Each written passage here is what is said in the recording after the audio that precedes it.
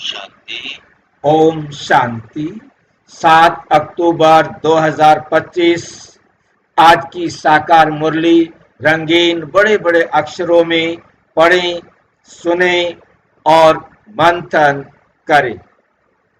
हम प्रतिदिन 4 बजे, 6 बजे, शाम को 4 बजे, 8 बजे 4 बार मुरली मंथन करते हैं, जिसके लिए इसी वीडियो के डिस्क्रिप्शन बॉक्स में गूगल मीट का लिंक दिया हुआ है, जिस लिंक पर आप सवेरे शाम को चारों समय जुड़ सकते हैं। यदि आपको जुड़ने में कोई कठिनाई आ रही है तो आप इस सामने वाले वीडियो में जो आप देख रहे हैं, नीचे चलती हुई लाइन में व्हाट्सएप नंबर दिखाई दे रहा है, उस पर मैसेज करके आप लिंक प्राप्त कर सकते हैं, प्रश्न पूछ सकते हैं, आपका कोई सुझाव है तो वो सुझाव भी दे सकते हैं। ओम शांति। आज की साकार मुरली का सार। मीठा मीठा बाबा कहते मीठे बच्चे, भिन्न भिन्न युक्तियां सामने रख, याद की यात्रा पर रहो। इस पुरानी दुनिया को भूल अपने स्वीट होम और नई दुनिया को याद करो। अपने स्वीट होम को याद करो और नई दुनिया को याद करो। अपने स्वीट होम को याद करना माना अपने स्वीट होम को याद करना माना क्या मतलब होता है? अपने स्वीट होम को याद करने का मतलब, हाँ जी,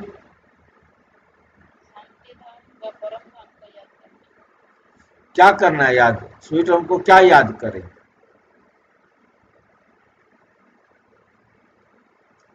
स्वीट होम को याद करने का मतलब क्या है?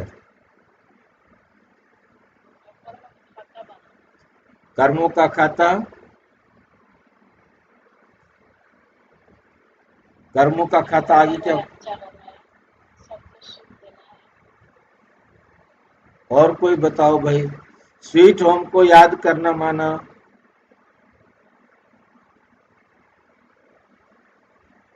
स्वीट होम को याद करना क्या मतलब होता है?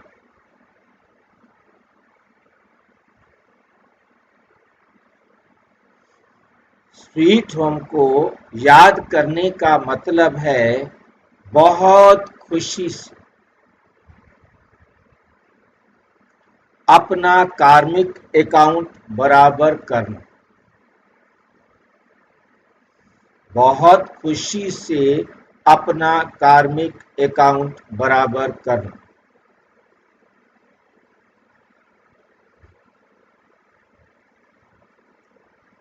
जिसको ये समझ में आ गया है कि मेरा कार्मिक अकाउंट बराबर हो रहा है, वो दुखी नहीं हो। वरना सभी ने अपना कार्मिक अकाउंट बराबर करना है। कोई भी आत्मा ऐसी नहीं रहेगी जो अपना कार्मिक अकाउंट बराबर किए बिना घर चली जाए। हर आत्मा को अपना कार्मिक अकाउंट बराबर करके ही जाना, चाहे वो रोकर बराबर करे तो चाहे हंस कर बराबर। जिसको नहीं मालूम कि ये मेरा कार्मिक अकाउंट बराबर हो रहा है, वो दुखी होगा। और जिसको समझ में आ गया है कि मेरा कार्मिक अकाउंट बराबर हो रहा है, वो खुश रहेगा। अच्छा है, जल्दी मेरा कार्मिक अकाउंट बराबर हो, क्योंकि पेपर तो सबके पास आएगा। जो मैंने कर्म किए हैं वो मेरे पास आएंगे, परंतु जब वो आए तो उसे खुशी खुशी पार करना है, दुखी होकर के नहीं।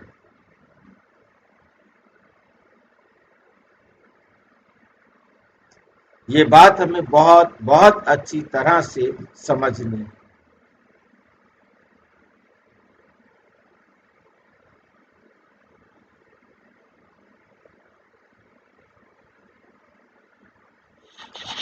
दूसरा है हमारा, हाँ जी,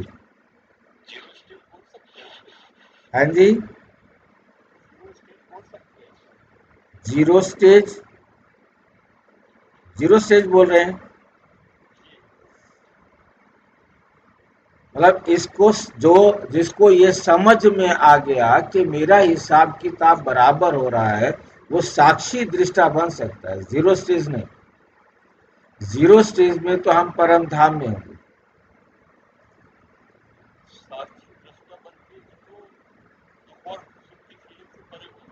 साक्षी, क्योंकि जिसे ये समझ में आ गया कि मेरा हिसाब बराबर हो रहा है, अब वो दुखी नहीं होगा, वो देखता रहेगा। ठीक है। हाँ जी। कौन?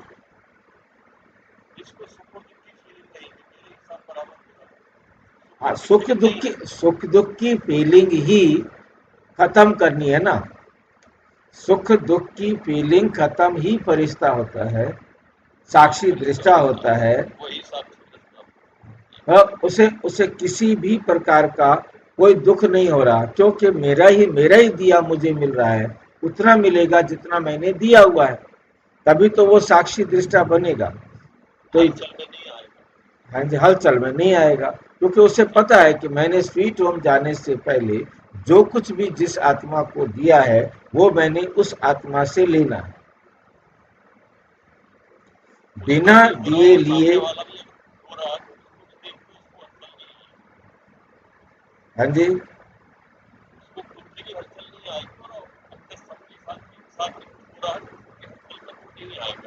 हाँ बिल्कुल।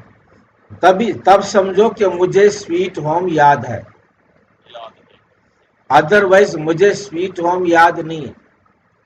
क्योंकि वहां जाने का मतलब यही है कि मैं अभी से अपने आप को ऐसा हलचल से रहित बना लूं, क्योंकि मुझे मालूम है हिसाब बराबर हो रहा है, ड्रामा एक्यूरेट चल रहा है।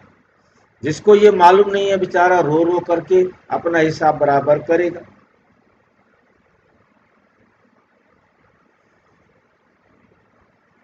और नई दुनिया को हाँ जी। भाई जी, जो हलचल में नहीं आएंगे तो जो हमारी अवस्था होगी, मतलब ना दुखी होंगे ना सुखी होंगे, तो बिल्कुल। हमारी जो अवस्था होगी भाई जी वो शून्य हो जाएगी ना। शून्य नहीं होगी, शून्य तो सिर्फ जी। परम धाम में होती है। सिर्फ आप साक्षी दृष्टा हो जाएंगे, सामने देख सकेंगे जी। कुछ भी हो रहा है। क्योंकि आपको कोई किसी भी प्रकार से टॉर्चर कर रहा है, आपको लगेगा ठीक है, कितना टॉर्चर करेगा, जितना मैंने इसको किया था, अच्छा है, हमारा हिसाब किताब बराबर हो रहा है, घर जाने से पहले मुझे हिसाब किताब बराबर करना है। अब आप हलचल में नहीं, आप दुखी नहीं है। परंतु जिसको ये ज्ञान नहीं है, वो पता नहीं मैंने क्या किया, इसने मेरे को क्यों मारा, मेरे साथ ऐसा जुल्म क्यों किया, मेरे साथ ऐसा अत्याचार ये क्यों कर रहा है। मतलब वो भगवान को कोसेगा, अपने आप को कोसेगा, उनको कोसेगा, वो दुखी रहेगा। ये अंतर आता है हमारे स्वीट होम को याद करने से।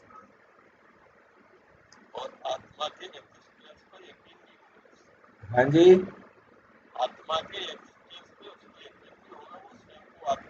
स्वयं को भी आत्मा समझेगा और सबको आत्मा समझेगा।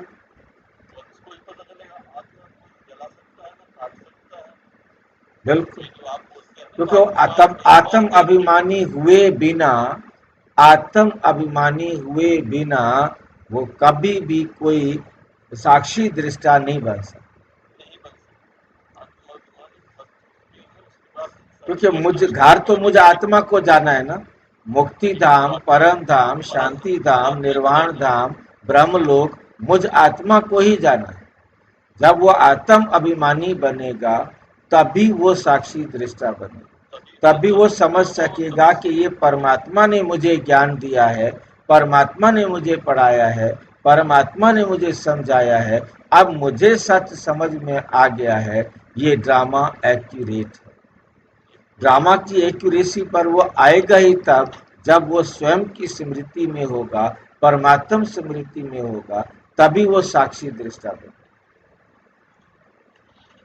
वरना नहीं बन सकता। और नई दुनिया को याद करो, और नई दुनिया को याद करना माना, इसका क्या मतलब होता है? नई दुनिया को याद करना माना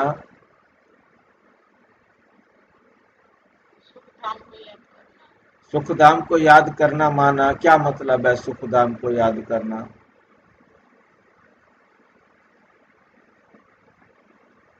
हम पावन बनेंगे। हम पावन बनेंगे जब हम सतयुग में चले जाएंगे।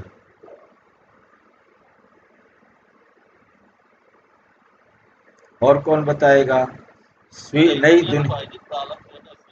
हाँ जी।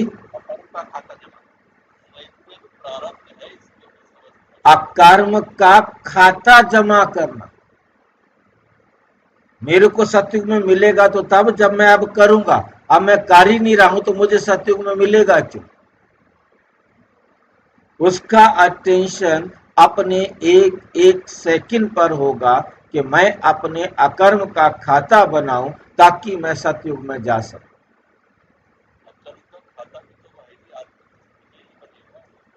हाँ जी। इसलिए तो बाबा ने पहले क्या कहा कि स्वीट होम को याद करो। अब जो रो रहा है, दुखी है, वो कैसे किसी को सुख देगा? जब वो दुख से मुक्त होगा तब तो वो सुख देने की अवस्था में आएगा। अकर्म का खाता अब बनेंगे, प्रारब्ध सतयुग में मिलेगा। जो करूंगा वो मिलेगा। तो ये अटेंशन रहेगा उसका, जो स्वीट और नई दुनिया को याद करता है। जो सिर्फ अपना कार्मिक अकाउंट बराबर करेंगे, नया कार्मिक अकाउंट नहीं बनाएंगे, तो वो अकर्म का खाता नहीं बनाया, वो सतयुग में जाने की तैयारी नहीं कर रहा, वो सिर्फ घर जाने की तैयारी कर रहा है। ठीक है कि नहीं? तो स्वर्ग, जो नई दुनिया में जाने की तैयारी कर रहा है, उसका अटेंशन अपने हर एक एक कर्म पर होगा ताकि वो सबको ऐसा व्यवहार कर सके जैसा व्यवहार उसे सतयुग में जरूरत है। हाँ जी। पावन बन जाएंगे तो ऑटोमेटिक तो आप खाता बन जाएगा। भाई आप अकर्म का खाता बनाओगे तो आगे आएगा ना।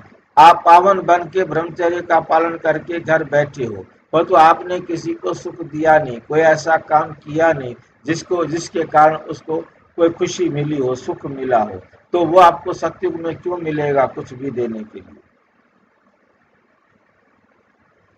वो सतयुग में क्यों मिलेगा आपको कुछ भी देने के लिए? आपने जिनके साथ अकर्म का खाता, आत्मिक स्मृति वाला अकाउंट बनाया होगा, वही तो सतयुग में आपको मिलेंगे अपना अकाउंट बराबर करने के लिए।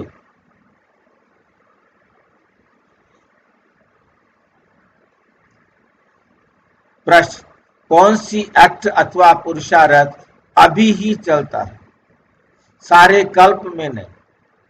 कौन सा ऐसा एक्ट है जो पुरुषार्थ अभी ही चलता है, सारे कल्प में फिर कभी भी नहीं चलता?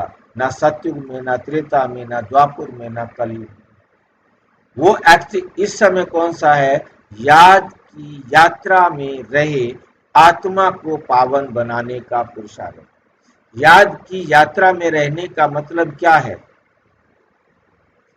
अपना व्यवहार, अपना करैक्टर इतना ऊंचा बनाना। अब मेरा करैक्टर इतना ऊंचा बन गया है, ये पता कहाँ लगेगा?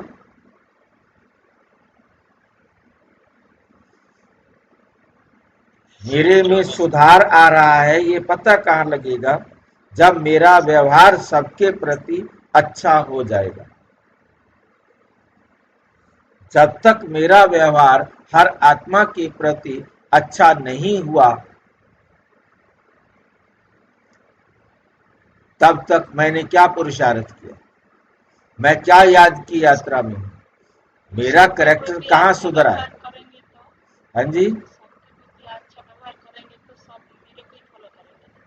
तब यही है, तब समझो मेरा करैक्टर सुधर गया है। मैंने कमरे में बैठकर अपने आप को सारा कुछ समझा दिया है। मैंने किसी को दुख नहीं देना, सच बोलना है, पवित्र रहना है, शांत रहना है। मैंने अपने आप को समझा लिया। मैं कहीं बाहर जा नहीं रहा, मैं किसी के संबंध संपर्क में नहीं आ रहा। मैं तो एक पहाड़ की गुफा में छुप कर बैठा हुआ हूँ। मैं किसी के साथ कोई बुरा व्यवहार कर ही नहीं रहा हूँ और मन में सोच भी नहीं रहा हूँ। परंतु प्रैक्टिकल पता तो तब लगेगा ना जब कोई मुझे डंडा मारे और मेरी अवस्था खराब ना हो, और फिर मैं उसके साथ अच्छा व्यवहार करूं। मेरा व्यवहार पता तो तभी लगेगा ना, मेरा कैरेक्टर कैसा है, तभी तो वातावरण बनेगा। जब तक मैं व्यवहार में नहीं आऊंगा तब तक मैं अगले सतयुग के अंदर भी कोई व्यवहार में आने वाला नहीं हूं। सारी दुनिया को पतित से पावन बनाने की एक्ट सारे कल्प में सिर्फ इसी संगम पर ही चलती।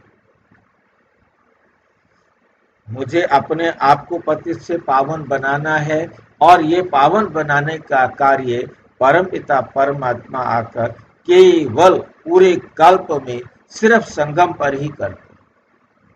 ये एक्ट हर कल्प रिपीट होती है। तुम बच्चे इस अनादि अविनाशी ड्रामा के वंडरफुल राज को जानते हो। ऐसा कौन सा वंडरफुल राज है जो आप जानते हो? ये अनादि अविनाशी एक्यूरेट चलने वाला ड्रामा। इसमें कोई भी आत्मा, कोई भी प्रकृति का एलिमेंट, परमात्मा, चाहे वो स्वचालित है चाहे पराधीन है, परंतु एक्यूरेट टाइम पर हर चीज एक्यूरेट पहुंचती है। उसकी जगह पर कोई दूसरी चीज नहीं आ सकती। उसी चीज ने ही वहां पर पहुंचना है, उसी चीज ने ही वहां पर पहुंचना है।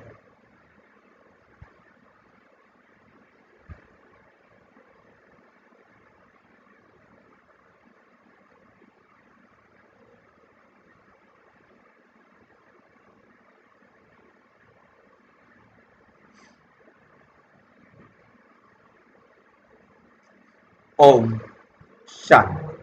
रूहानी बाप बैठ रूहानी बच्चों को समझाते, इसलिए रूहानी बच्चों को देही अभिमानी कहा जाता है। देही अभिमानी या रूहानी अवस्था में निश्चय बुद्धि होकर बैठना व सुनना है। बाप ने समझाया है, आत्मा ही सुनती है इन आर्गन्स के द्वारा। ये पक्का याद करते रहो। सदगति और दुर्गति का ये चक्र तो हर एक की बुद्धि में रहना ही चाहिए, जिसमें ज्ञान और भक्ति सब आ जाती।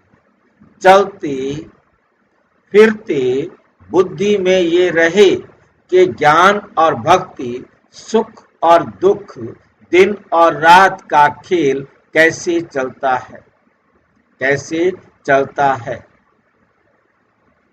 हम 84 का पाठ बजाते हैं, बाप को याद है तो बच्चों को भी याद रहने का पुरुषार्थ कराते हैं। इससे तुम्हारे विकर्म भी विनाश होते हैं और तुम राज्य भी पाते हो। जानते हो, ये पुरानी दुनिया, क्या जानते हैं? ये पुरानी दुनिया तो अब खलास होनी है। जैसे कोई पुराना मकान होता है, नया बनाते हैं तो अंदर में निश्चय रहता है, अभी हम नए मकान में जाएंगे, फिर मकान बनाने में कभी वर्ष 2 लग जाते। जैसे नई दिल्ली में गवर्नमेंट हाउस आदि बनते हैं तो जरूर गवर्नमेंट कहेगी हम ट्रांसफर हो नई दिल्ली में जाएंगे। तुम बच्चे जानते हो, ये सारी बेहद की दुनिया पुरानी है।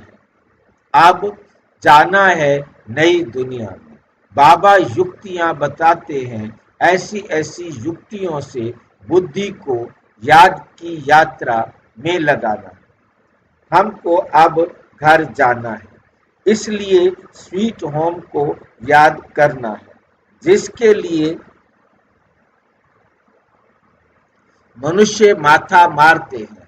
ये भी मीठे मीठे बच्चों को समझाया है कि ये दुख धाम अब खत्म होना है। भल तुम यहाँ रोह रहे पड़े हो, परंतु ये पुरानी दुनिया पसंद नहीं। हमको फिर नई दुनिया में जाना है। भल चित्र आगे कोई भी ना हो, तो भी तुम समझते हो अब पुरानी दुनिया का अंत है। अब हम नई दुनिया में जाएंगे।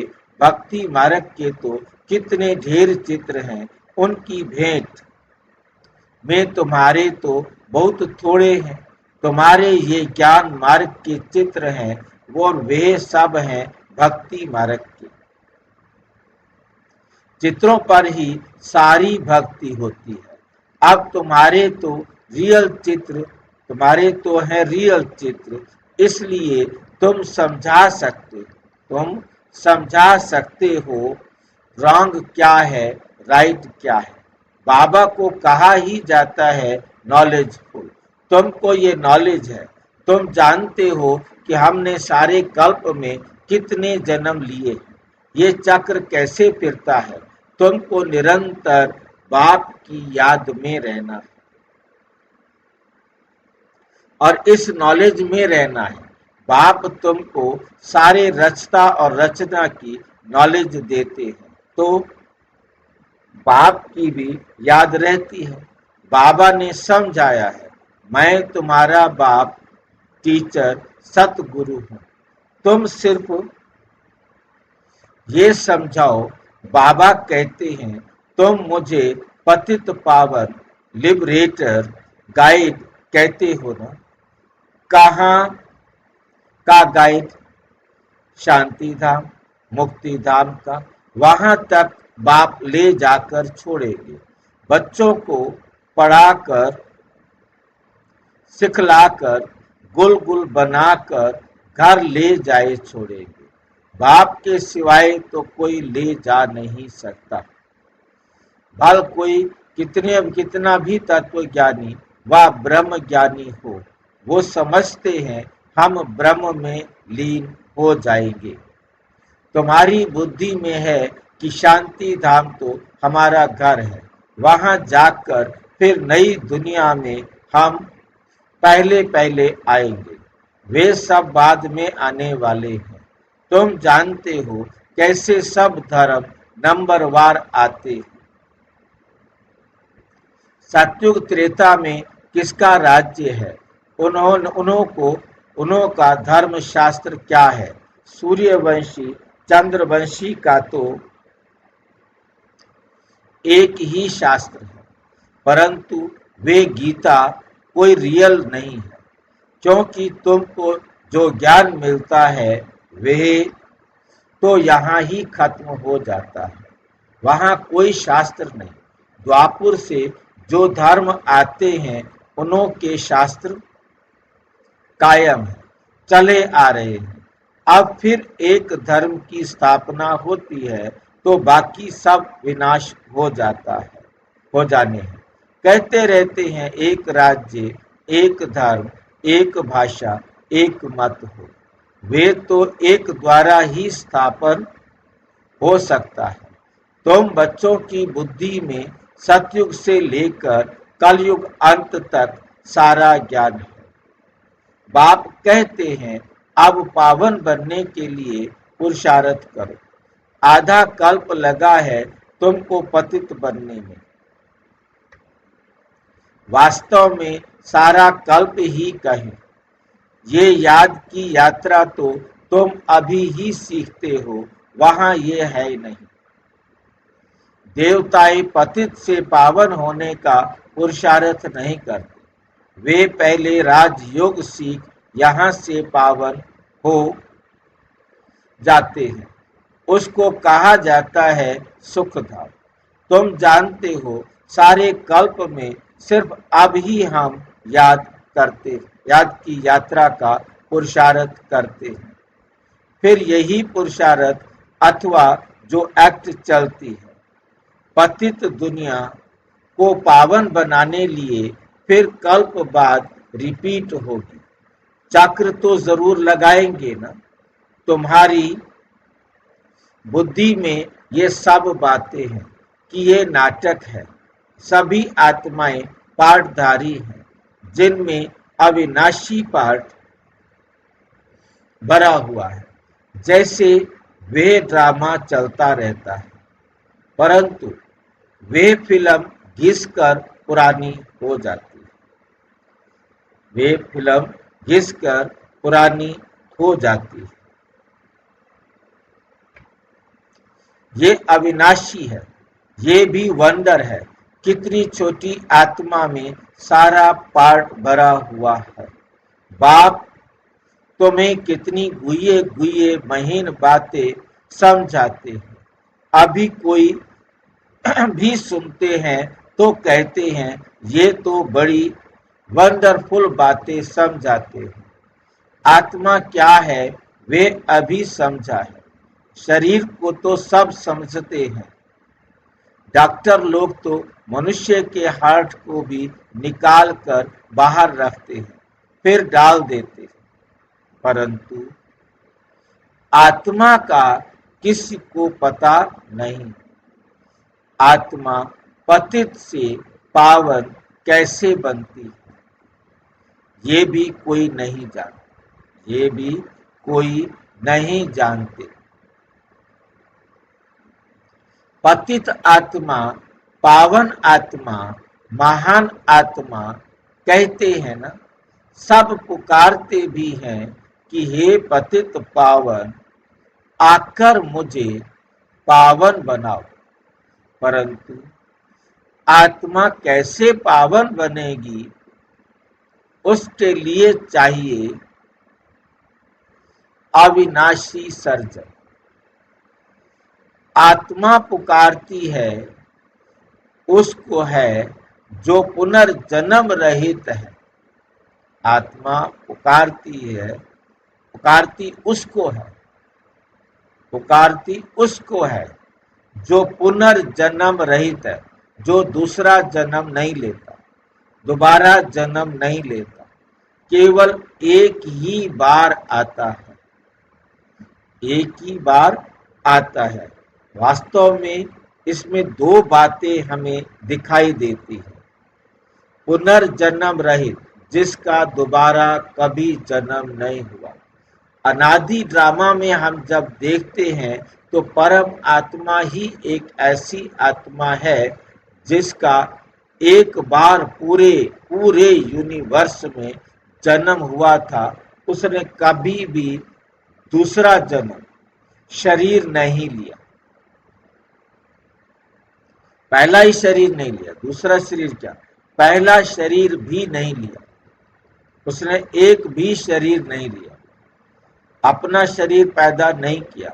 उसके किसी भी माता पिता ने उसको शरीर बनाकर नहीं दिया जिसमें जाकर वो अपने शरीर को समझकर उसकी रचना करे, उसको बड़ा करे।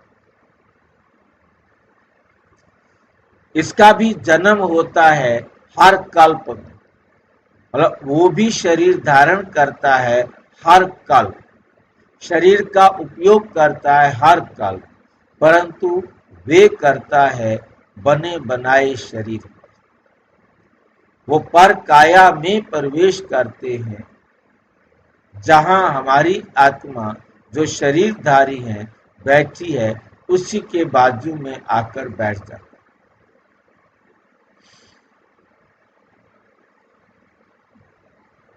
उसका जन्म तो होता है परंतु उसकी मृत्यु नहीं होती। ये मुझे कौन बताएगा? शिव बाबा का जन्म तो होता है परंतु उसकी मृत्यु नहीं होती, वो कौन बताएगा? क्योंकि जन्म इसलिए हुआ कि आत्मा शरीर में प्रवेश करती है तो जन्म, आत्मा जब शरीर को छोड़ती है तो मृत्यु।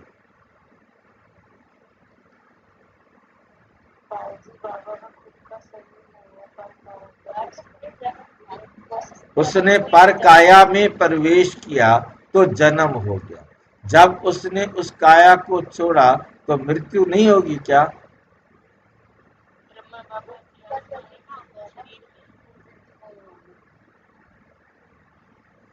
क्योंकि जन्म और मृत्यु ये हमेशा शरीर का होता है। ये आत्मा का नहीं होता। और जब शिव बाबा ने शरीर में प्रवेश किया तो शरीर का कोई जन्म नहीं हुआ, परंतु उसने शरीर में प्रवेश किया, उसने शरीर के हिसाब से पाठ बजाना शुरू कर दिया, इसलिए उसको जन्म कहा जाता है। अब शिव बाबा ने शरीर को छोड़ दिया, परंतु ब्रह्मा की आत्मा तो उसके अंदर है, तो उसका शरीर को कोई भी अंत नहीं हुआ।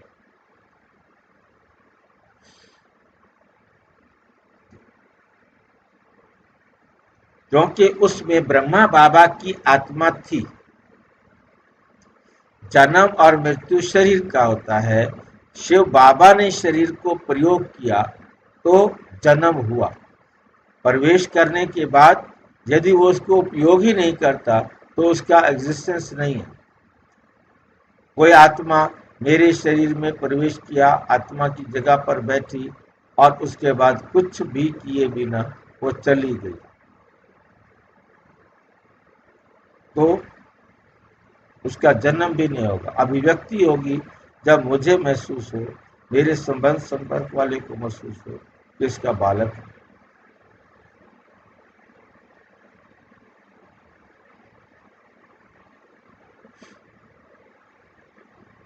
आत्मा को पवित्र बनाने की दवाई उनके पास ही है। तो तुम बच्चों को खुशी में रोमांच खड़े हो जाने चाहिए। भगवान पढ़ाते हैं, जरूर तुमको भगवान भगवती बनाएंगे।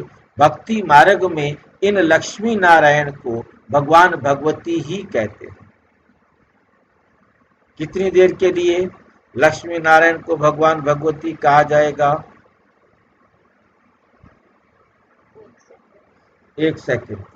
वो 1 सेकंड कब होगा?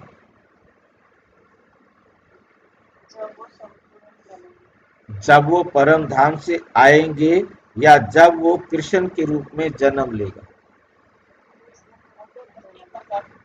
हाँ जी, जब वो संपूर्ण अवस्था में गद्दी पर बैठेंगे, वन वन वन शुरू होगा, उस वक्त 1 सेकंड को ही रखा जाएगा। One one one one one one जब शुरू होगा, नारायण गद्दी पर बैठेगा, वो टॉप पर होगा, या कृष्ण की आत्मा जब वो गर्भ में प्रवेश करेगी तब टॉप पर होगी। हाँ जी, कृष्ण की आत्मा टॉप पर होगी। नारायण की आत्मा तो बाबा ने कहा कि वे कृष्ण की आत्मा जितनी पवित्र है उतना नारायण की आत्मा पवित्र नहीं। तो हमें बहुत अच्छी तरह से समझ लेना है। हमारे लिए कल्प चल रहा है, हम कृष्ण को भी परमात्मा नहीं कह सकते और हम नारायण को भी भगवान भगवती नहीं कह सकते, क्योंकि भगवान भगवती की स्थिति बेशक कृष्ण को नारायण कहेंगे, परंतु नारायण कहेंगे नहीं।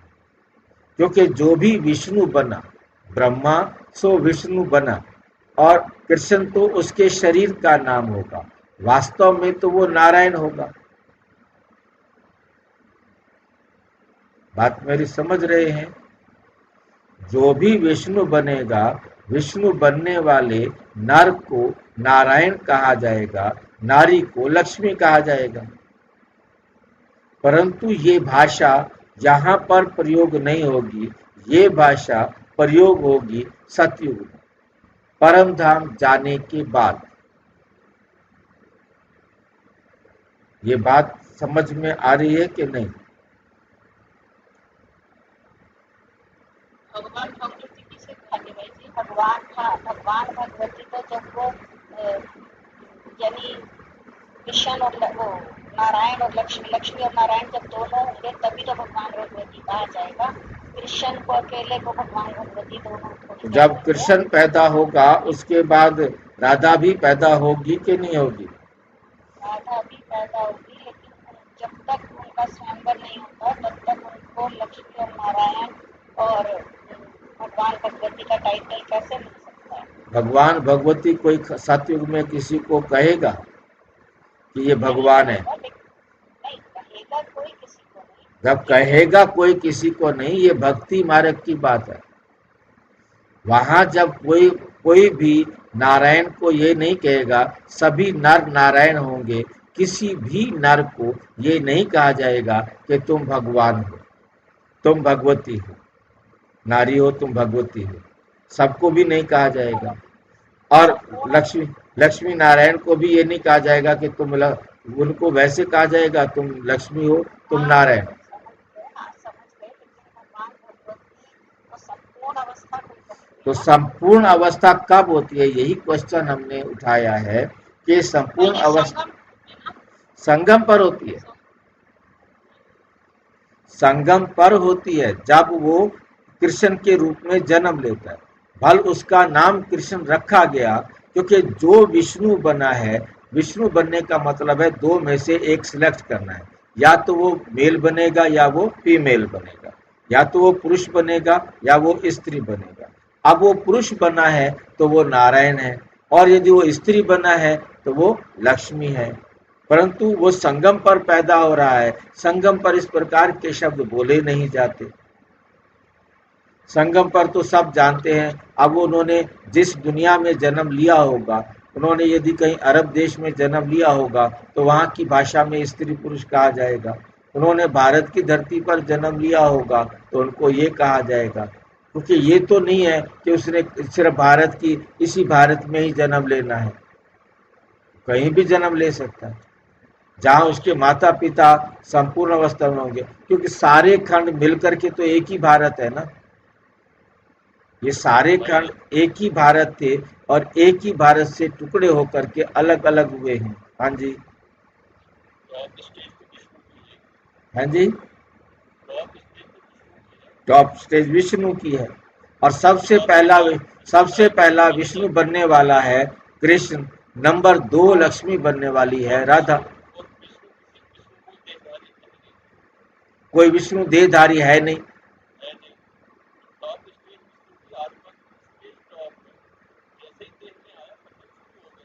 उसको ये जो है ना, क्योंकि भक्ति भगवान लक्ष्मी नारायण को भगवती भगवान समझा जाता है, लक्ष्मी नारायण को भगवती भगवान समझा जाता है भक्ति मार्ग के अंदर। अब भगत बच्चों को बाबा ये कहे कि लक्ष्मी नारायण भगवती भगवान नहीं है तो कहेंगे इनके कोई और लक्ष्मी नारायण है, छोड़ो इस सत्संग को, ब्रह्मा कुमारियों को छोड़ो, चलो कहीं और। ये तो पागल है, इनकी तो एक भी बात हमारे पल्ले बैठती ही नहीं है। इसलिए बाबा ने ये भगवान भगवती शब्द प्रयोग किया। और फिर बाबा ने, हाँ, भगवान भगवती, क्योंकि सतयुग में, हाँ, सतयुग में कोई किसी को भगवान भगवती नहीं कहेंगे। ये नहीं है कि वो सारे कहेंगे जी, आप एक बार भी कोई नहीं कहेगा कि आप भगवान हो, आप भगवती हो। भक्ति मार्ग में आकर जब पुराण लिखे जाएंगे, ये शास्त्र लिखे जाएंगे, इसमें उनको भगवान भगवती का दर्जा दिया जाएगा।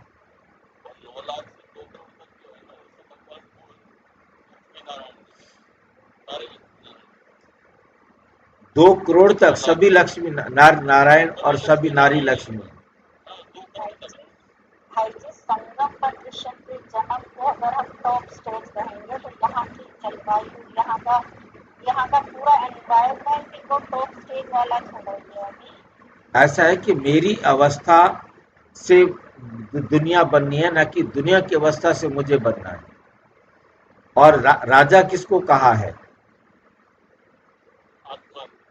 राजा ना, जो इनकी कृष्ण को जन्म देने वाला, क्योंकि राजकुमार बनना है ना, तो बाबा ने राजा को कैसे स्पष्ट किया? वो अपने कर्म इंद्रियों का राजा होगा, ना कि पब्लिक का राजा होगा। मतलब जो कृष्ण को जन्म देने वाली आत्मा होगी वो अपने कर्म इंद्रियों की राजा होगी, बाकी उसका कोई स्थूल दुनिया वाला राज्य नहीं होगा। तभी तो वो पवित्रता से जन्म देने में सक्षम होगी।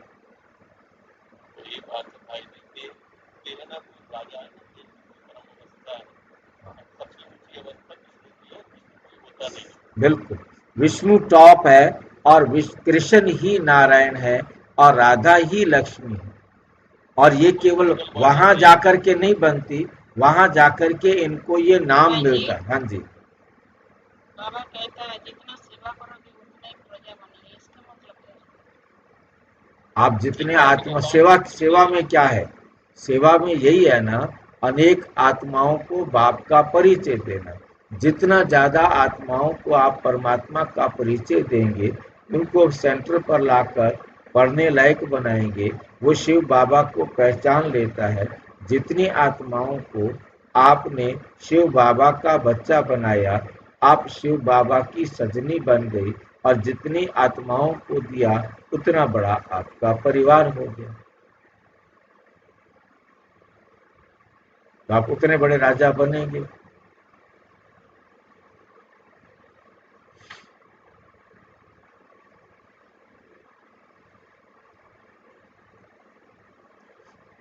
कोई, कार्मिक अकाउंट हुआ ना, हाँ जी, साहब तो कार्मिक अकाउंट बनाने हुआ ना।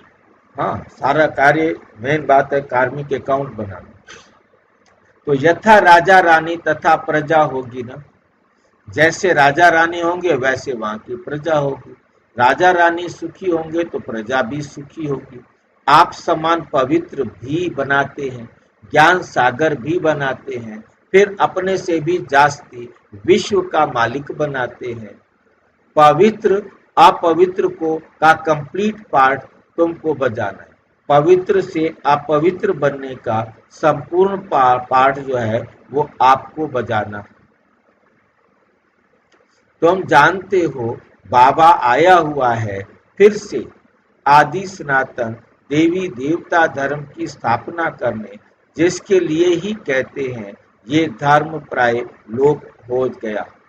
उनकी बढ़ उनकी बड़ के झाड़ से ही भेंट की गई है। शाखाएं ढेर निकलती हैं, थोड़ा है नहीं। ये भी कितने धर्मों की शाखाएं निकली हैं। फाउंडेशन देवता धर्म है नहीं, प्राय लोप है। बाप कहते हैं वे धर्म है, परंतु धर्म का नाम फिरा दिया है। पवित्र ना होने के कारण अपने को देवता कह ना सके। ना हो तब तो बाप आकर रचना रचे ना। अभी तुम समझते हो हम पवित्र देवता थे, अभी पतित बने हैं। हर चीज ऐसे होती है, तुम बच्चों को ये भूलना नहीं चाहिए। पहली मुख्य मंजिल है बाप को याद करने की, जिससे ही पावन बनना है। बोलते सब ऐसे हैं, हमको पावन बनाओ। ऐसे नहीं कहेंगे कि हमको राजा रानी बनाओ। तो तुम बच्चों को बहुत फख्र होना चाहिए।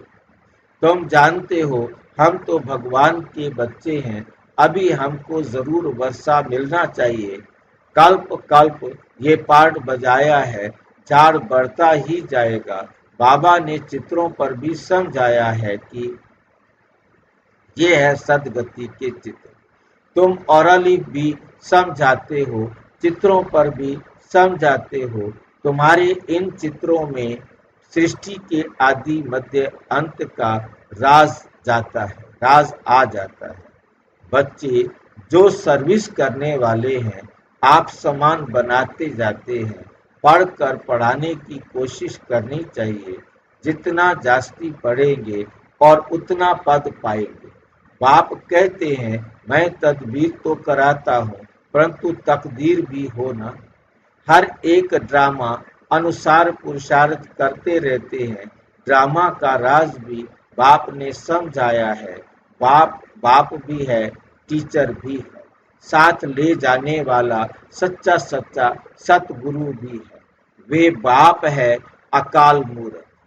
आत्मा का ये तख्त है, जिससे ये पार्ट बजाते हैं। तो बाप को भी पार्ट बजाने सदगति करने के लिए तख्त चाहिए ना। बाप कहते हैं मुझे साधारण तन में ही आना है। भक्का व ठाठ कुछ भी नहीं रख सकता।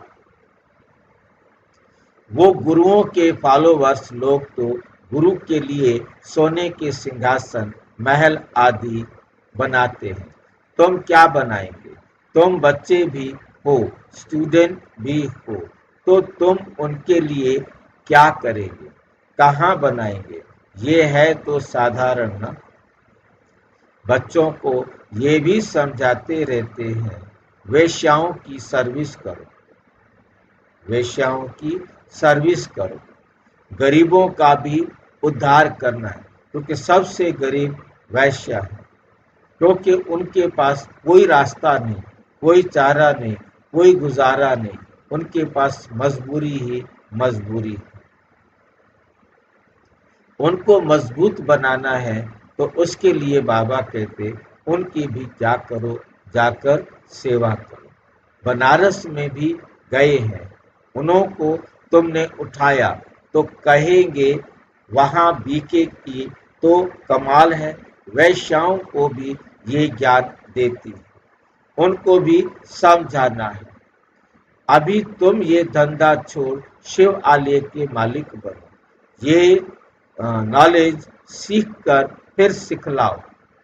वैश्याएं भी फिर औरों को सिखला सकती, सीख कर होशियार हो जाएंगे तो फिर अपने ऑफिसर्स को भी समझाएंगे। हाल में चित्र आदि रख बैठकर समझाओ तो सब कहेंगे वाह, वैश्याओं को शिव आलयवासी बनाते हैं। बनाने के लिए ये बीके निमित्त बनी, ये बीके क्या है, निमित्त बनी है, जो उनको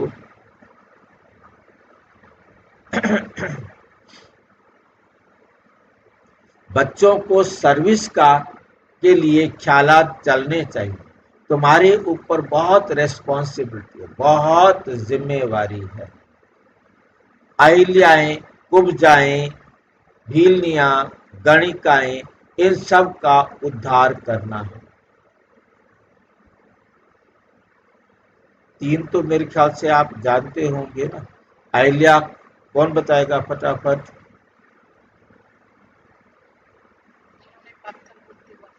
क्यों बनी पत्थर बुद्धि?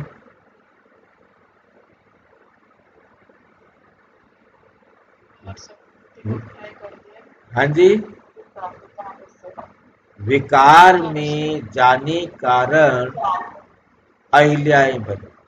तो जो भी विकार में जाते हैं, चाहे वो पुरुष हैं, चाहे वो स्त्रियां हैं, सब पत्थर बुद्धि बन जाते।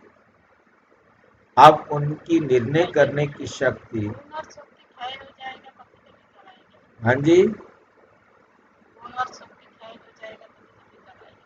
विकार में जाना माना शक्ति क्षय होना, ठीक है कि नहीं? विकार में जाना, विकार के संकल्प से ही शक्ति खत्म हो जाती है। यदि विकार का किसी को संकल्प भी आ गया है, वहीं से ही वो शक्ति शरीर से अलग हो जाती है। अब वो जब तक बाहर नहीं निकलेगी तब तक शरीर बेचैन रहेगा, आराम ही नहीं मिलने वाला उसको। उसका निकलना ही उसकी शांति है। कुब्जाएं, कुब्जाएं जो टेढ़े मेढ़े हैं, जिनके अंदर चालाकियां धूर्तताएं भरी पड़ी, भीलनियां, भक्तियां, जो बेचारी परमात्मा को बुला रही हैं, ढूंढ रही हैं, आ जाओ हमें इन दुखों से छुड़ाओ। और गणिकाएं डायरेक्ट वैश्याएं हो जाती हैं। मतलब अहिल्या में और गणिका में अंतर समझना है।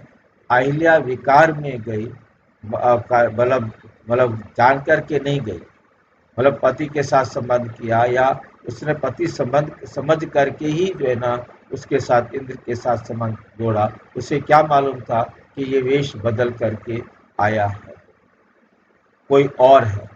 और गणिकाएं तो जो अनेक पुरुषों के साथ संबंध बनाती हैं, उन्हें ही गणिका कहा जाता है। तो इसलिए पहले आपने देखा ये गणिकाएं शब्द नहीं आया था, भीलनिया तक आया था। आज वैश्याओं के कारण गणिकाएं शब्द भी यहाँ पर लाए, बाबा ने मुरली में जोड़ा है। इन सब का उद्धार करना है। गायन भी है, साधुओं का भी उद्धार किया है। ये तो समझते हो, साधुओं का उद्धार होगा पिछाड़ी, क्योंकि विकार में हम गए हम कहें कि हम तो पति पत्नी हैं, हम तो विकार में जाने के अधिकारी हैं, नहीं, तो भी आप पत्थर बुद्धि बने। परंतु वैश्याएं तो संबंध, उनकी लिमिट नहीं है, इसलिए उनको वैश्या कहा जाता है। अभी वे तुम्हें बन जाए तो भक्ति मार्ग ही सारा खत्म हो जाए, रेवोल्यूशन हो जाए, सन्यासी लोग ही अपना आश्रम छोड़ दे। बस हमने हार खाई, ये पिछाड़ी में होगा।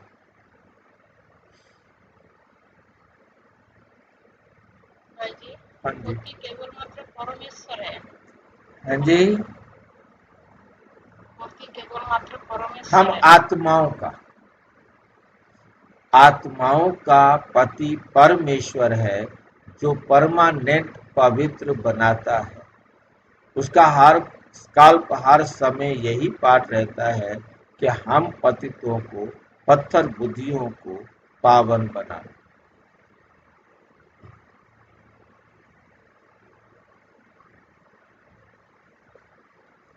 बाबा डायरेक्शन देते रहते हैं, ऐसे ऐसे करो।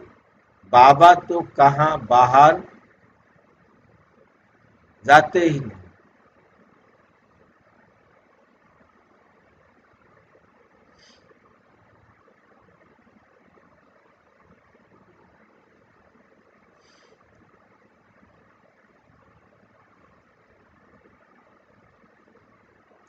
बाबा तो कहाँ बाहर नहीं जा सकते। बाप कहेंगे बच्चों से जाकर सीखो। समझाने की युक्तियां तो सब बच्चों को बताते रहते हैं। ऐसा कार्य करके दिखाओ जो मनुष्यों के मुख से वाह वाह निकले। गायन भी है, शक्तियों में ज्ञान बाण भगवान ने भरे थे। ये ज्ञान बाण तुम जानते हो, ये बाण तुमको इस दुनिया से उस दुनिया में ले जाते हैं। तो तुम बच्चों को बहुत विशाल बुद्धि बनना चाहिए। तुम एक एक जगह भी तुम्हारा नाम हुआ, गवर्नमेंट को मालूम पड़ा, तो फिर बहुत प्रभाव पड़ेगा, फिर बहुत प्रभाव निकलेगा। तो तुम्हारा जो है ना नाम हुआ, गवर्नमेंट को मालूम पड़ा, तो फिर तुम्हारे ऊपर बहुत प्रभाव पड़ेगा।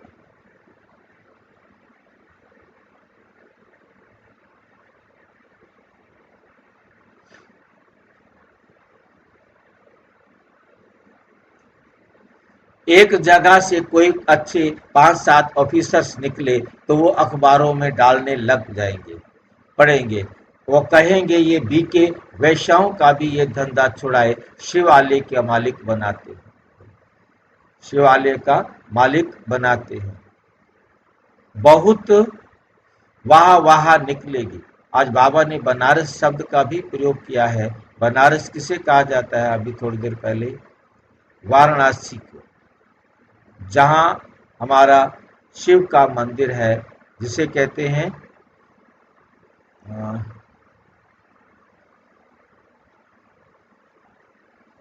वो है जगन्नाथ, ये एक काशी विश्वनाथ, विश्व का मालिक। और वहाँ पर ही ये वहाँ पर के उस पर ही फिल्म बनी है, जहाँ शिव दासी, एक फिल्म आती है ना जिसमें दासियां बनाते हैं, शिव कन्या, मतलब जहाँ उनको वैश्या के रूप में रखा जाता था, वो उनको दिखाते थे। देवदास, हाँ जी, परंपरा साउथ की है ना? ये शिव मंदिर की है। वाराणसी में भी, वहाँ पर भी, कहीं भी शिव मंदिर है, शिव दासी बनाते थे। ये देवदासी मतलब इन देवताओं की दासी, उनका विवाह शिव के साथ कराते हैं। हाँ, जहाँ भी हो, मतलब ये शिव के मंदिर, 12 ज्योतिर्लिंग है ना, 12 ज्योतिर्लिंग के साथ जुड़ा, उन्होंने फिल्म बनाई है वहाँ पर। मतलब मेरा कहने का मतलब, उनका विवाह शिव के साथ ही कराया जाता है, और वो फिर देवदासी बन करके वैश्या का ही पार्ट बजाती है। तो कहने का मतलब, वहाँ पर भी बनारस का नाम लिया है, इसलिए मैं कह रहा हूँ, क्योंकि बनारस में जहाँ देखो शिव का मंदिर है, और काशी विश्वनाथ। देवदासी भी कहा और वैश्या का पाठ मतलब देवदासियां सब वैश्या ही होती थी।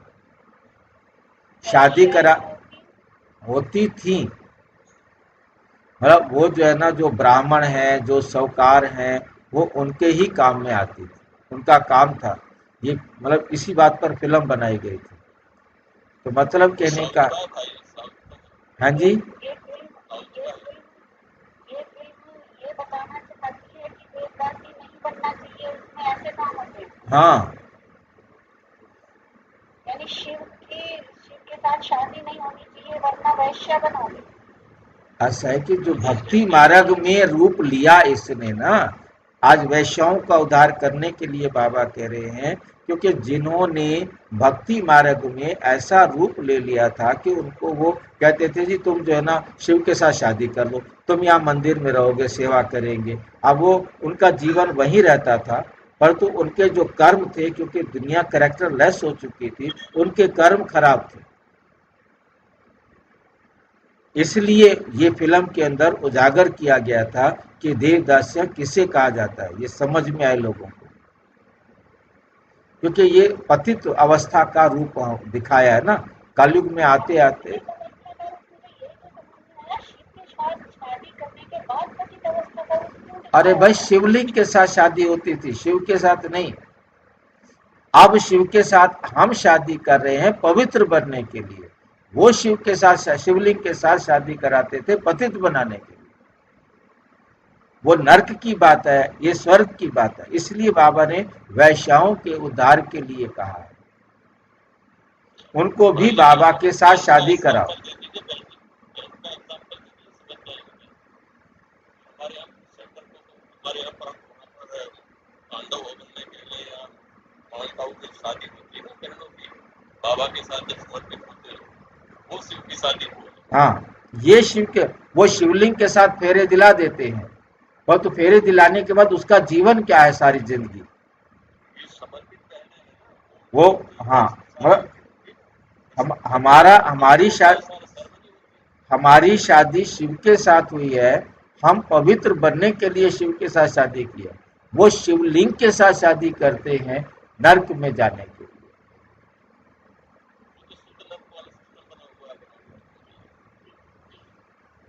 भाई हाँ जी, ब्रह्मा कुमारी बहनों का समर्पण समारोह होता है तो भाइयों का भी होना चाहिए।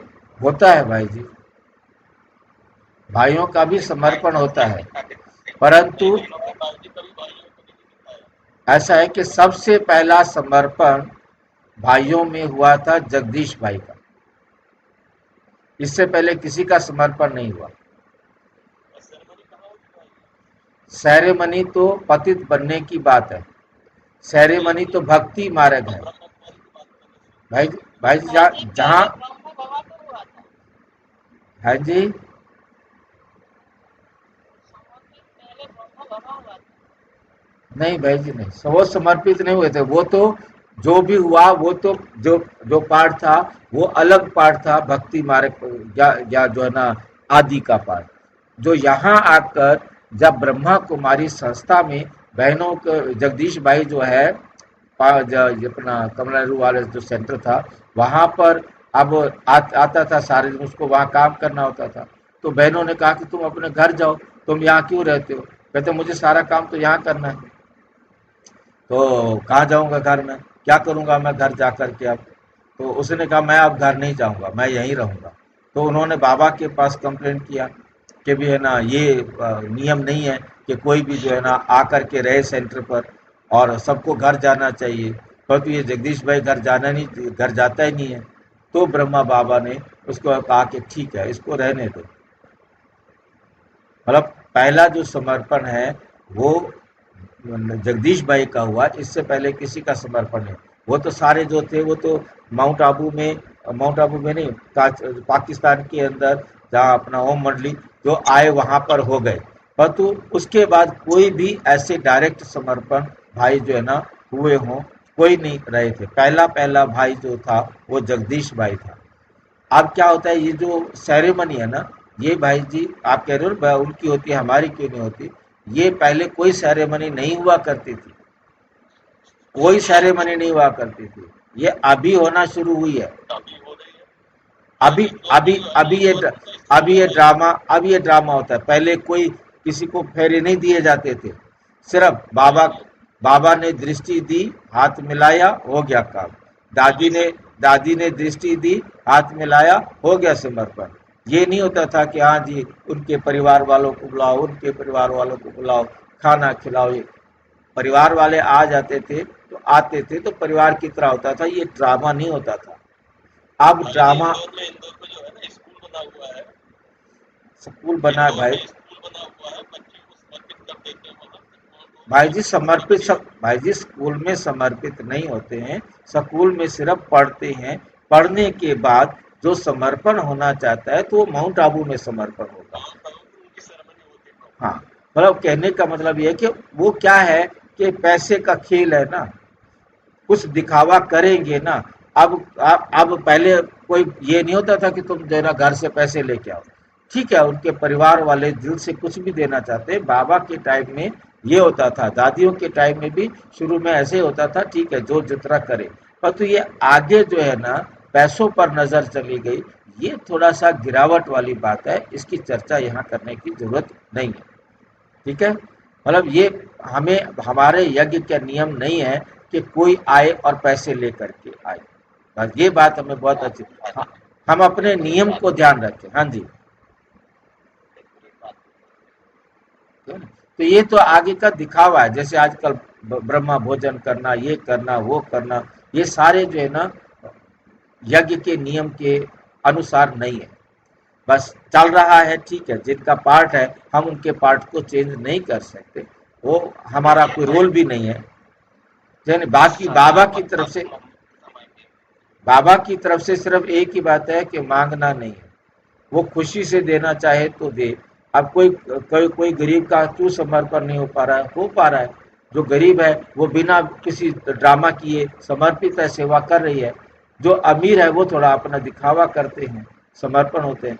इसी प्रकार से गरीब है, थोड़ा ऐसी शादी करके चली जाती है। ऐसी बहुत सारी गरीब कन्याएं हैं जो यज्ञ में रोज आती हैं, रोजाना समर्पित हो रही हैं, उनका कहीं दिखावा नहीं होता।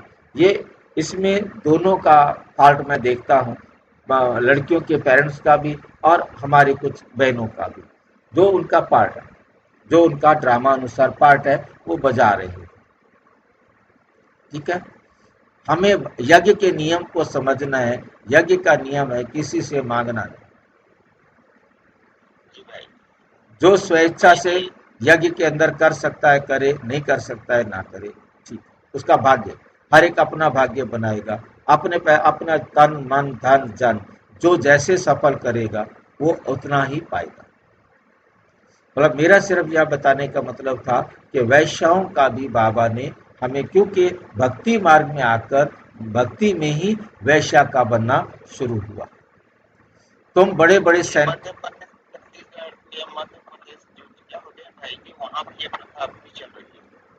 चलने दो, उनकी बातें हमारा मतलब नहीं है। हमें अच्छी बात को देखना है, बाकी कमियां उनके जो जिसमें है वो उसका पार्ट है।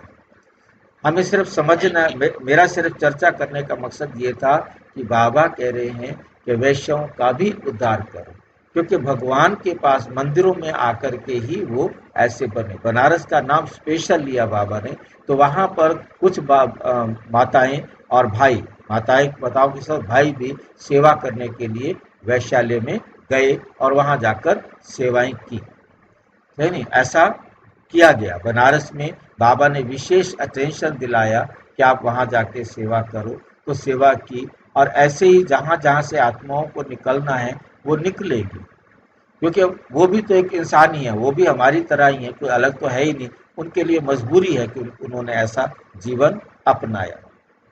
उनको समझ में आ जाता है तो वो अवैश्यालय से शिवालय बनने वाली तो वही है ना भाई। बाबा आकर इस दुनिया को उनको बताओ, बाबा कहता है उनको समझाओ कि तुम्हारे कारण इस दुनिया का नाम वैशाल्य पड़ा है, अब तुम शिव शक्तियां बनो, तो इस वैशाल्य को शिवालय बनाने में सहयोगी बनो। तो उनको जब पता लगेगा कि हम ऐसा भी कर सकती हैं, हम अपना भाग्य श्रेष्ठ बना सकती हैं, हम भी परमात्मा के, वो अपने अंदर कितना रोती होंगी, कितना उनको दर्द होता होगा, ये वो समझ सकते हैं कि हमारा क्या जीवन है। हम तो नर्क में जाने वाली हैं, हम तो स्वर्ग में जा ही नहीं सकते। और उनको पता लगे कि नहीं, हमें भगवान मिला है, हमें नर्क से स्वर्ग में ले जाने वाला मिला है, उनको ये खुशी आप उनके जीवन में दे सको तो कितनी बड़ी खुशी है। अब मैं देखता हूँ कि कितने भाई बहन, चाहे वो ब्रह्मा कुमारी में नहीं है, परंतु उन्होंने इसमें सुधार के कार्य में लगी हुई है, रात दिन लगे हुए हैं, इसी काम में लगे हैं कि उनको कैसे इस धंधे से बचाया जाए और उनके साथ हमारा साथ हो जाए, ऐसी संस्थाओं के साथ, कि उन आत्माओं को हम परमात्मा का परिचय देकर उनको श्रेष्ठ बनाने में सहयोग दे सकते। ऐसे संगठन के साथ ब्रह्मा कुमारी अपना संबंध संपर्क बनाए, उन आत्माओं को सही रास्ते पर, जैसे जेल में जाकर हमें उन्हें नए जीवन के लिए रास्ता दिखाते हैं, ऐसे संगठन के साथ मिलकर उनको हम नया रास्ता दिखाएं, जहां वो अपने आप को स्वर्ग में बनने लायक, स्वर्ग में जाने लायक बनाने की खुशी प्राप्त कर सके।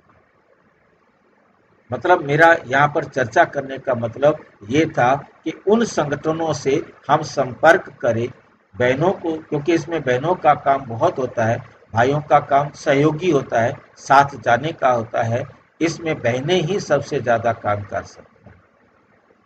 इनमें आगे बहनों को ले जाने में संगठन के साथ संबंध जोड़ना ये भाइयों का काम है और लेके जाना है बहनों को, ताकि वे उन्हें सत्य से रूबरू करा सके और उनका भाग्य बना सके।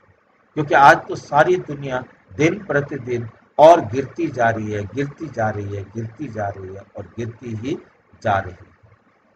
तो इस समय पर ही सेवा के लिए रास्ता, इस मुरली को सुनेंगे, जिन जिन आत्माओं का पाठ होगा वो आत्माएं अपना भाग्य बनाने के लिए सेवा करेंगे। इसलिए इस मुरली में चर्चा हो रही है। अब जिसका पाठ होगा उसे ही ये बात समझ में आएगी, जिसका पाठ नहीं है उसे ये बातें समझ में नहीं आएगी। सुनते तो मुरली हम सभी हैं, पढ़ते तो हम सभी हैं, परंतु जिसने जिसने जो सेवा धारण करनी है उसे समझ में आएगा, वो ऐसे संगठनों से संपर्क करेगा और अपना भाग्य बनाएगा। तो हम बड़े बड़े सेंटर्स खोलेंगे, पैसे से चित्र आदि बनाने होते हैं, मनुष्य देखकर बड़ा वंडर खाएंगे, कहेंगे पहले पहले तो तुमको प्राइज देनी चाहिए, गवर्नमेंट हाउस में भी तुम्हारे चित्र ले जाएंगे, इन पर बहुत आशिक होंगे, दिल में आना चाहिए। गवर्नमेंट हाउस में भी आप मतलब जो ऐसी संस्थाओं को ऐसी जगहों पर गिफ्ट करें, मतलब आपका किसी ऐसे ऑफिस से संपर्क है, ऐसे डिपार्टमेंट से संपर्क है, जहां इस चित्र को कहीं भी जगह मिल जाए, बाबा के चित्रों को, तो बाबा के चित्र वहां लगते हैं, तो जब कोई जाएगा, अरे यहाँ भी ब्रह्मा कुमारी का, यहाँ भी ब्रह्मा कुमारी का, यहाँ भी ब्रह्मा कुमारी का, तो वो देखेंगे और वहां उन चित्रों पर लिखत बाबा कहते इतनी अच्छी हो ताकि कोई समझाने वाला ना भी हो, वो उसको समझ सके। ऐसे चित्र जो है भेंट दे करने चाहिए। कोटेशंस वाले हैं, ऐसे ऐसे चित्रों को देना चाहिए जिनमें कोई ना कोई स्लोगन लिखा हुआ है, जिससे उनको पता लगे अच्छा ब्रह्मा कुमारी का ये स्लोगन बहुत अच्छा है। तो मनुष्य को देवता कैसे बनाए ये तो जानते हो, जिन्होंने कल्प पहले लिया है वही लेके इतना धन आदि सब कुछ छोड़ दे मेहनत है। मतलब ये इतना सारा धन ऐसे छोड़ दे, ये बड़ी मेहनत है। अपने धन को यज्ञ में खर्च करे, ये भी मेहनत है। सब नहीं कर सकते, सबका ये सड़ता रहेगा। बाबा ने बताया हमारा अपना घर घाट मित्र संबंधी आदि कुछ भी नहीं, हमको क्या याद पड़ेगा। जिसका कुछ होगा तो उसको याद पड़ेगा, मेरा सोना वहाँ पड़ा है, मेरा ये वहाँ पड़ा, जिसको जो भी पैसा मेरा वहाँ को रखा हुआ है, बैंक में रखा है या लॉकर में रखा है या कमरे में रखा है, मतलब वो लास्ट में उससे परेशान होगा। जिसने सब कुछ छोड़ दिया होगा, बैगर बन गया होगा, मेरा उसके पास कुछ है ही नहीं कहने के लिए, वो सहज घर जाएगा। बाकी बुद्धि कहाँ कहाँ जाएगी। बाबा को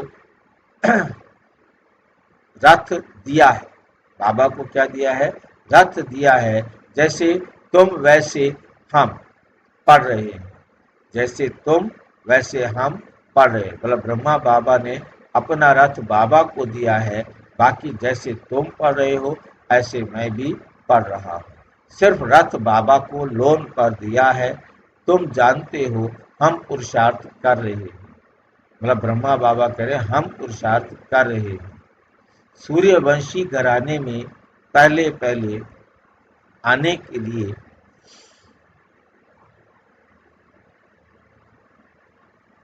ये है ही नर से नारायण बनने की कथा। तीसरा नेत्र आत्मा को मिलता है, तुम आत्मा पढ़कर नॉलेज सुन देवता बन रहे हो, फिर 100 राजाओं का राजा बनेंगे। शिव बाबा कहते हैं मैं तुमको डबल सिरताज बनाता हूँ, तुम्हारी अभी कितनी बुद्धि खुल गई है। ड्रामा अनुसार कल्प पहले मापित, अब याद की यात्रा में भी रहना है, सृष्टि को भी याद करना है, पुरानी दुनिया को बुद्धि से भूलना है। अच्छा, मीठे मीठे सिक्की लदे बच्चों प्रति माता पिता बाप दादा का याद प्यार और गुड मॉर्निंग। रूहानी बाप की रूहानी बच्चों को नमस्ते, रूहानी बच्चों की रूहानी बाप दादा को नमस्ते नमस्ते नमस्ते। धारणा के लिए मुख्य सार। नंबर 1, बुद्धि में रहे अब हमारे लिए नई स्थापना हो रही है। ये दुख की पुरानी दुनिया खत्म हुई कि ये दुनिया बिल्कुल पसंद नहीं आनी चाहिए। जैसे बाबा ने अपना सब कुछ एक्सचेंज कर दिया तो बुद्धि कहाँ जाती नहीं, ऐसे फॉलो फादर करना है। दिल में बस यही चाहना रहे कि ये हम मनुष्यों को देवता बनाने की सेवा करें, इस वैश्य आलय को शिव आलय बनाए। वरदान, देह अभिमान के रॉयल रूप को भी समाप्त करने वाले साक्षी और दृष्टा भव, साक्षी और दृष्टा बनो। दूसरों की बात को रिगार्ड ना देना, कट कर देना, ये भी अभिमान का रॉयल रूप है। जो अपना व दूसरों का अपमान करता है, क्योंकि जो कट करता है उसे अभिमान आता है, जिसकी बात को कट करते उसे अपमान लगता है। इसलिए साक्षी दृष्टा के वरदान को स्मृति में रख ड्रामा की ढाल व ड्रामा के पट्टे पर हर कर्म और संकल्प करते हुए मैंपन के इस रॉयल रूप को भी समाप्त कर हर एक की बात को सम्मान दो, स्नेह दो, वे सदा के लिए सहयोगी हो जाएगा। स्लोगन है परमात्म स्मृति परमात्म श्रीमत रूपी जल के आधार से कर्म रूपी बीज को शक्तिशाली बनाओ। अव्यक्त इशारे स्वयं और सर्व के प्रति मनसा द्वारा योग की शक्तियों का प्रयोग करो। हर समय हर आत्मा के प्रति मनसा स्वतः शुभ भावना और शुभ कामना के शुद्ध वाइब्रेशन वाली स्वयं को और दूसरों को अनुभव हो। मन से हर समय सर्व आत्माओं प्रति दुआएं निकलती रहे। मनसा सदा इसी सेवा में बिजी रहे जैसा वाचा की सेवा में बिजी रहने के दुआएं निकलती है। मनसा सदा इसी सेवा में बिजी रहे।